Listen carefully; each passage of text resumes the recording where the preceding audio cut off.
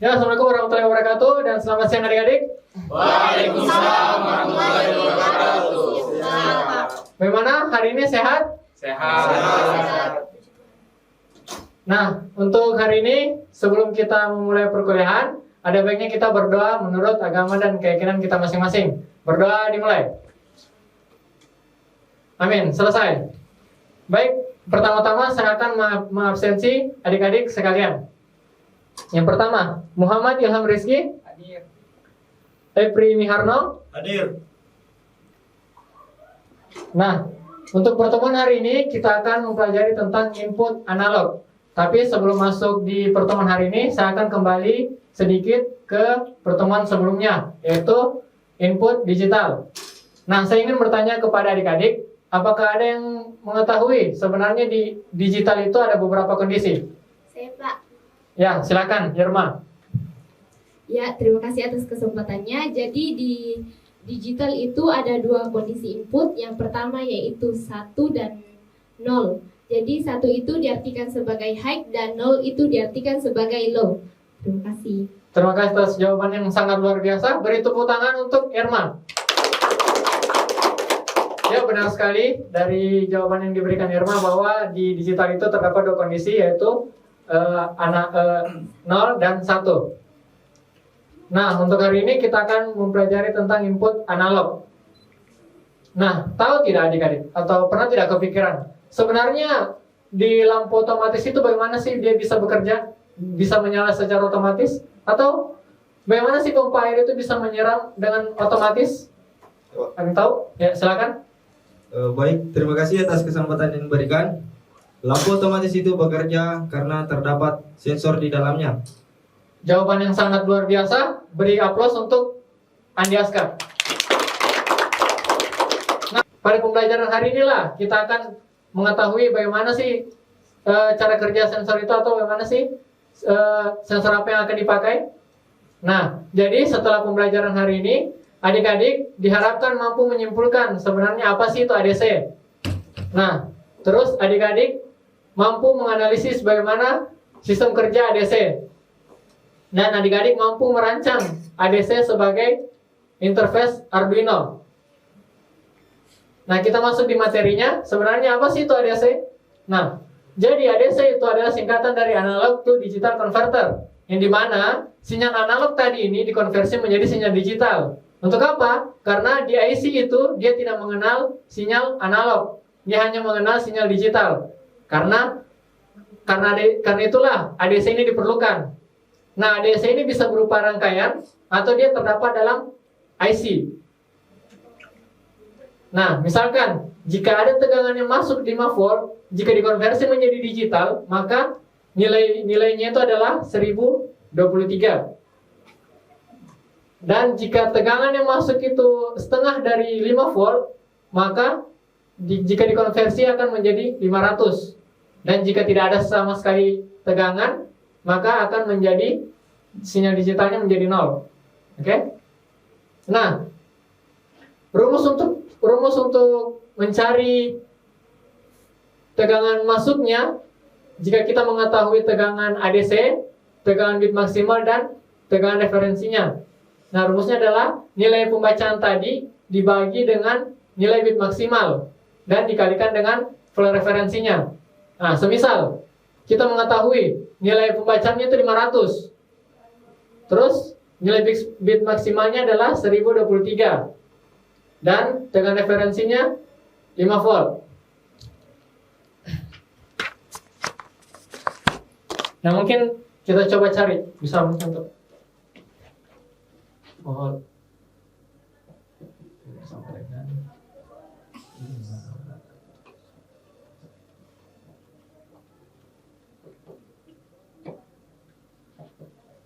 Nah, mungkin dari adik-adik ada yang bisa membantu saya untuk menjelaskan, untuk mencari jawaban dari hasil ini.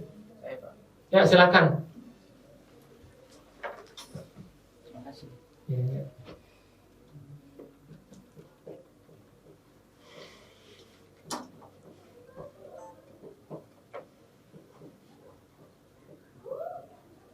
Ya, beri tepuk tangan untuk Muhammad Farhan.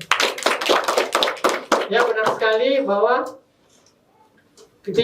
untuk hasil bagi dari 500 dibagi 1023 adalah 0,49 dan dikalikan 5 volt, maka hasil 2,49. Jadi jika ada nilai pembacaan 5 volt, maka jika dikonversi menjadi analog atau tegangan akan dapatkan tegangan 2,45 volt. Bisa minta tolong dibuka.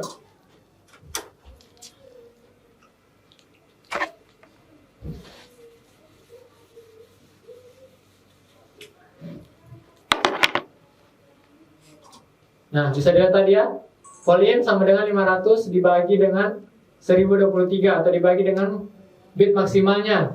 Nah, hasil baginya itu dikalikan dengan 5 volt dan didapatkan hasil 2,45 volt. Nah, saya ingin adik-adik memperhatikan gambar di atas. Nah, di gambar di atas ini terdapat 4 komponen analog. Yang pertama ada potensio, yang kedua ada sensor cahaya, yang ketiga ada sensor suhu, dan yang keempat ada sensor PIR. Nah, di sini saya akan menjelaskan sedikit dari 4 komponen tersebut. Yang dimana yang pertama potensio. Nah, sebelum saya menjelaskan, apakah adik-adik ada yang ingin bertanya tentang ini 4 komponen di atas? Ya, silakan Fauzi Nugraha. Mic-nya.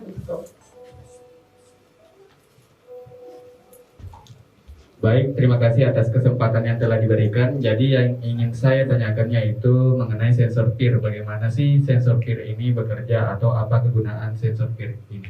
Pertanyaan yang sangat luar biasa. Apakah dari adik-adik sekalian ada yang tahu apa bagaimana cara kerja sensor PIR? Saya. Ya, silakan. Baik, terima kasih atas kesempatannya. Sensor PIR tersebut, prinsip kerja sensor PIR tersebut ialah untuk mendeteksi pergerakan di sekitar sensor. Jadi apabila ada sesuatu yang bergerak di sekitar sensor tersebut, maka sensor akan terdeteksi. Baik, terima kasih. Jawaban yang sangat bagus. Berikan tepuk tangan untuk April Harman. Ya, benar sekali. Ini dikatakan oleh Pri bahwa sensor PIR itu bekerja ketika adanya pergerakan. Jadi sensor PIR ini bisa digunakan untuk sensor gerak, mendeteksi sensor gerak. Nah, jadi saya akan menjelaskan sedikit dari 4 komponen ini bahwa potensial itu dia sejenis dan resistor, hanya saja potensial ini dia resistor variabel, yang dimana nilainya itu bisa berubah tergantung kita seberapa besar memutar porosnya ini. Nah, sedangkan sensor LDR itu sensor untuk mendeteksi cahaya. Ketika dia menerima cahaya, maka nilainya akan berkurang, nilai resistansinya akan berkurang. Nah, sedangkan jika dia tidak menerima cahaya, maka nilai resistansinya akan bertambah. Nah, sedangkan sensor NTC atau NTC ini bekerja dengan cara ketika dia dipanaskan, maka nilai resistansinya akan berkurang. Nah, selanjutnya ada sensor PIR yang sesuai tadi dijelaskan oleh Pri bahwa dia mendeteksi pergerakan. Nah, saya ingin adik-adik membuat kelompok, yaitu dari 3 kelompok yang terdiri dari 4 orang. Nah, di sini saya akan membagikan kelompok 1 akan menjelaskan potensio, kelompok 2 akan menjelaskan sensor cahaya. Kelompok 2 akan menjelaskan sensor NTC, dan kelompok 3 akan menjelaskan sensor PIR.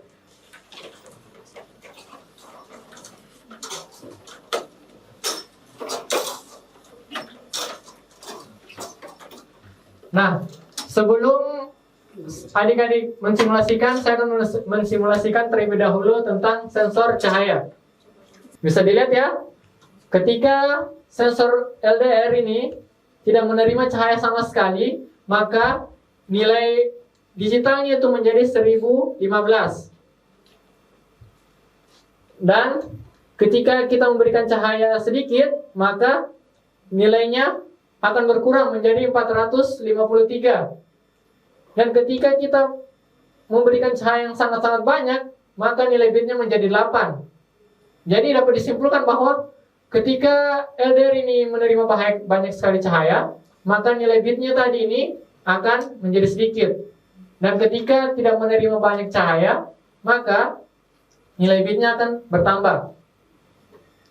Nah, saya ingin adik-adik coba mensimulasikan dari komponen-komponen tadi yang telah saya bagikan. Untuk komponennya akan saya bagikan.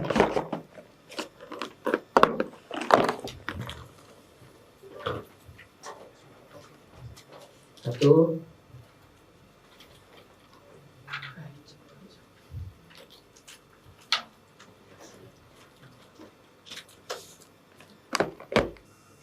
Baik, terima kasih atas kesempatan yang telah diberikan. Jadi kami dari kelompok 1, sebelumnya kami akan memperkenalkan bagian dari anggota kami, yaitu saya sendiri Fauzi Nugraha, kemudian rekan saya Muhammad Nur Asmin, dan Nur Ilda, dan juga Muhammad Farhan.